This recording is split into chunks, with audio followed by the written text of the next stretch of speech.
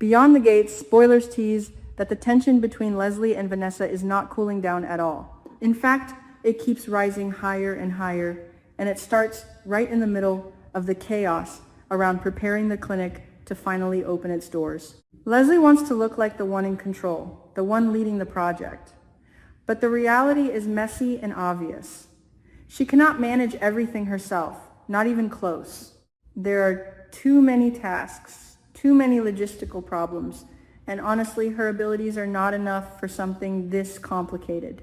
Flyers, announcements, press attention, community outreach, funding details, volunteers, all of it keeps piling up. Leslie keeps pretending she can juggle it all, but she cannot, and the more she tries, the worse it looks. So she begins asking people for help, first quietly, then more openly. One by one, she approaches different people who might be able to assist with the launch of the clinic, but the answers she gets are cold. Some decline politely, some avoid her entirely, and a few simply refuse outright. The reason is obvious, even if no one says it directly. Leslie has made too many enemies, she has burned too many bridges, and people simply do not trust her intentions. That leaves her with a very uncomfortable choice, the one person she least wants to approach, Vanessa. Leslie delays it for a while, telling herself she will find another solution, but eventually she runs out of options. The clinic cannot open smoothly without proper coordination, and Vanessa is someone who knows how to organize things and bring people together. So Leslie swallows her pride, at least partially. She seeks Vanessa out. But even then, she cannot completely hide her arrogance. Her tone is still sharp, still condescending, like she is doing Vanessa a favor by even asking. Vanessa notices it immediately. Of course she does. Vanessa has never been blind to Leslie's attitude, and frankly, she dislikes it deeply. However, there is another factor complicating everything: Joey. Joey has already decided to work with Leslie because the clinic is tied to something bigger, something emotional, the memory of Doug. The idea of honoring Doug through this clinic has made Joey willing to tolerate Leslie's presence, even though he clearly struggles with it. And because Joey is involved, Vanessa reluctantly agrees to help as well. She tells herself the cause matters more than the personality conflicts. For a moment, it almost feels like the tension might be manageable. Almost. But then the meeting begins, and things immediately start going sideways. Vanessa and Joey sit down to discuss strategy, messaging, what kind of public image the clinic should present when it finally opens. They are focused, serious, trying to think through the best way to move forward. That is when Leslie walks in. Not knocking politely, not waiting for an invitation. She just appears, interrupting the conversation as if she owns the room. The shift in atmosphere is instant. Joey's expression tightens. Vanessa's patience begins to thin almost immediately. Leslie starts talking quickly, explaining that she wants to coordinate the public presentation of the clinic and that the press conference must be handled carefully. But the way she says it, the tone again, that superiority creeping through every word, it irritates Joey more than he expected. Finally, he cuts her off. Joey says bluntly that Leslie should not be the face of the clinic. The words land hard in the room. Leslie freezes for a moment, clearly not expecting that kind of direct criticism. Joey continues, explaining that Leslie is a controversial figure and that controversy will overshadow the entire project. The clinic is supposed to represent compassion, accessibility, help for people who cannot afford medical care. If Leslie stands at the podium speaking for it, the media will focus on her reputation instead. Joey even says the failed press conference would be inevitable. Vanessa quietly agrees with him. Vanessa then suggests something that surprises Leslie even more. Derek should be the spokesperson. Derek has credibility, professionalism, and a calmer reputation. People trust him. If Derek introduces the clinic to the public, the focus will stay where it belongs, on the mission. Leslie does not like the idea. Her pride bristles at being pushed aside from the spotlight of something she helped organize. But she also realizes she needs Vanessa and Joey right now. Fighting them directly might collapse the entire project. So she forces herself to nod, reluctantly agreeing to approach Derek. Vanessa decides they should go talk to Derek together to make the proposal properly and convince him that his involvement would matter. Leslie agrees, though the irritation still flickers in her eyes. Meanwhile, somewhere else in the building, Eva and Derek are already deep in discussion about the clinic's outreach plans. They are focused on something very practical. Not everyone who needs medical help has access to the internet. Not everyone reads social media announcements or online articles. If the clinic only promotes itself digitally, many people will never even know it exists. So Eva and Derek begin brainstorming alternatives. Community boards, local grocery stores, flyers posted at bus stops, and then Eva suggests something that makes Derek pause, then smile slightly. Free food distribution combined with informational flyers.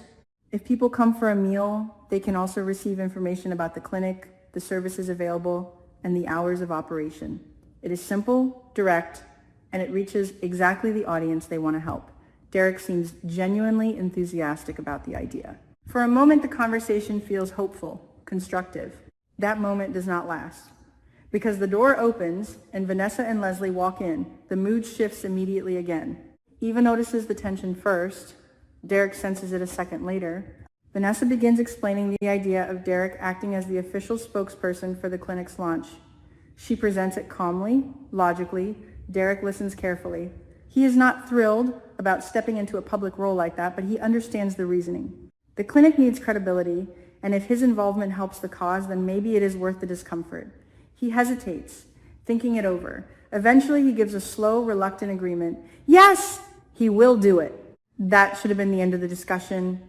It should have brought relief to everyone in the room, but Leslie and Vanessa cannot leave things there. The tension between them has been simmering all day, and now it spills over.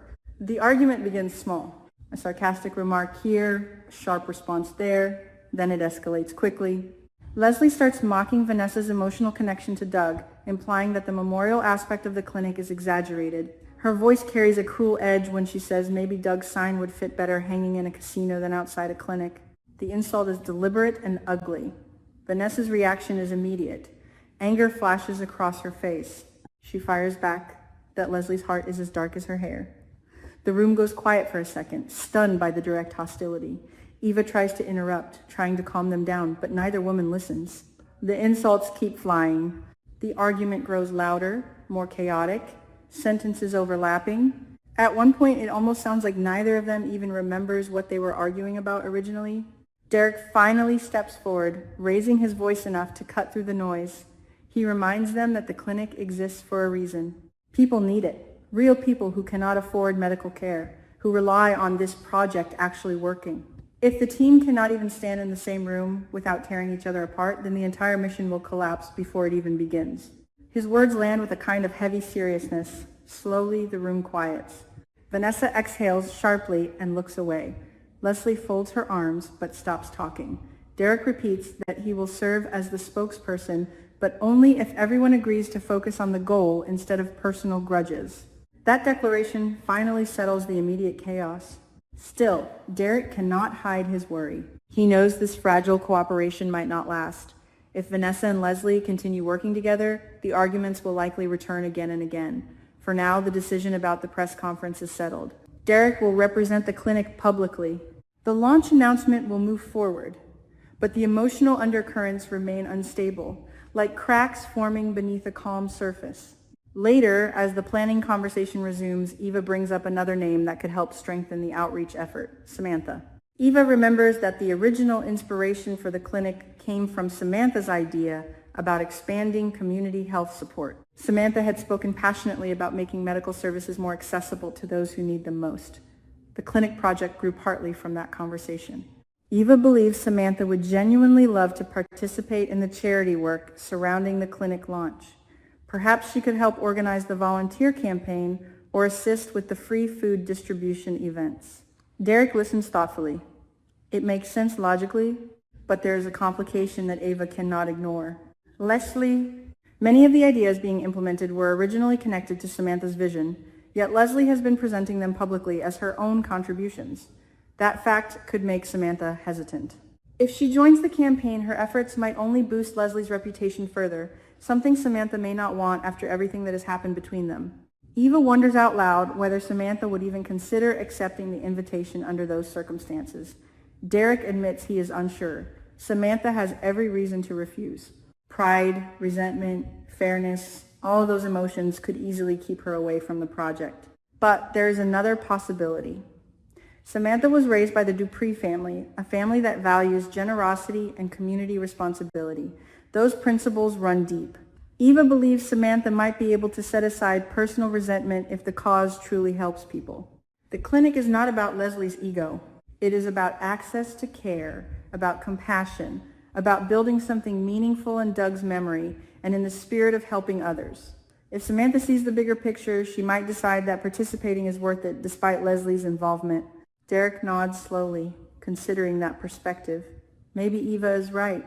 Maybe Samantha's sense of kindness will outweigh the bitterness. And so the planning continues, awkward but moving forward piece by piece. Derek preparing for the press conference, Eva refining the outreach plan, Vanessa keeping a careful distance from Leslie whenever possible, Leslie pretending everything is under control while silently worrying that her grip on the project is slipping. The clinic itself stands at the center of all this tension, almost like a silent witness to the alliances forming and breaking around it. Every decision pushes the story closer to the launch day, yet the emotional conflicts remain unresolved, simmering quietly beneath the surface, waiting for the next spark to ignite another confrontation.